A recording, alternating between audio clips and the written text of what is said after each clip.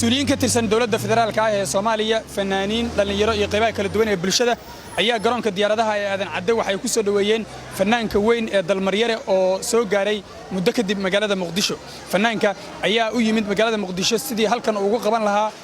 bandhig faneed weyn isla markaana ugu talagalay in sanadka cusub uu kula dabaaldego qaybaha kala duwan ee taageerayaashiisa iyo guud ahaan bulshada Soomaaliyeed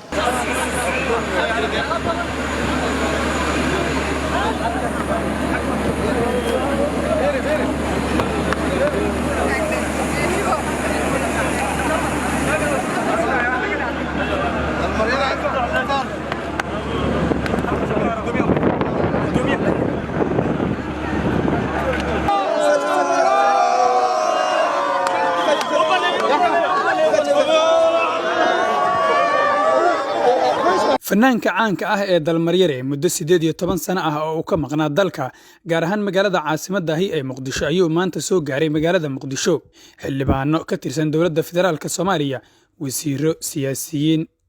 bahda fanaaniinta dhalinyaro iyo qaybaha kala duwan ee bulshada ayaa ku soo dhaweeyay garoonka diyaaradaha aadan cadde ee magaalada Muqdisho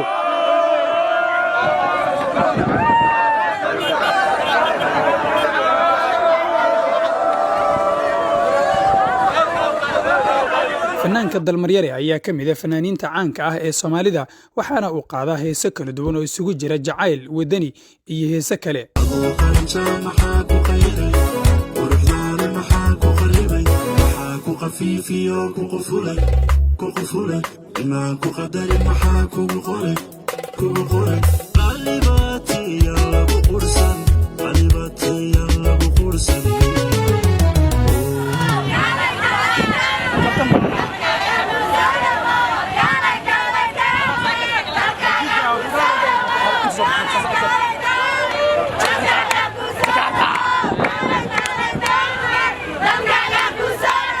boqolaal ka mid ah shacabka magaalada Muqdisho siyaasiyiin xildhibaano iyo sidoo kale bahda fanaaniinta ayaa gudaha iyo banaanka garoonka ku soo dhaweeyay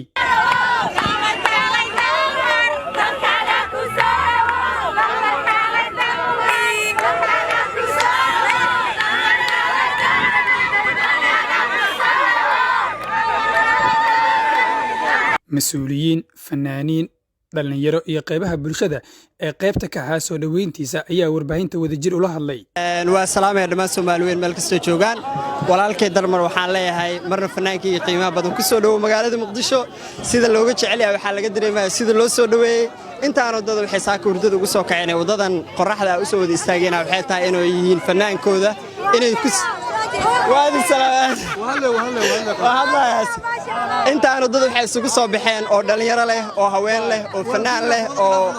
cameraman leh oo TV heer caalami iyo heer qaranba leh isugu soo baxeen YouTuber ka reebin qoladii social media caanka ka ahayd dhamaan waxay isugu imaadeen oo dhan waxay tahay in walaalkood dalmar soo dhaweeyaan runtii sharaf bayna noo tahay in wadanka maanta dalka dib ugu soo noqdo oo aan soo dhaweeyno insha Allah showgiisana ka soo wada qayb gali doona dhamaantii waan salaamayna Ismaaciil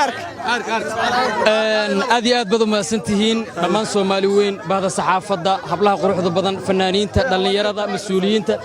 cid walba ee halkan u soo istaagtay inay nala soo dhaweyso fanaankeenna qaaliga dalmaryare waan uga mahad celinaynaa haddaan nahay bahda fanaaniinta waan dhammaantood mahad celinaynaa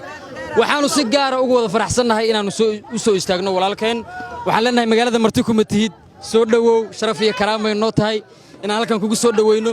insha Allah waqti qurux badan oo asagu ugu talagalay dadkiisa inuu la qaatana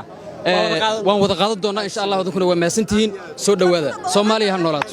Soomaaliya aan soo dhaweynay walaalkeen dalmaryare waxaan u mahad celinayaa dhammaan shacabka Soomaaliyeed ee isku soo baxay soo dhawaanta walaalkeen dalmaryare fanaanka qaaliga nagu ah magaaladii fanka iyo farshaxanka magaalo laga jecel yahay magaalo dadkeeda ay nabadda iyo isdhaxgalka aad u xiiseeyaan waana noo farxad inaan nala joogto soo dhawaada galay aad iyo aad ugu mahadsantihiin inaad waxa weeyaan soo dhaweysaan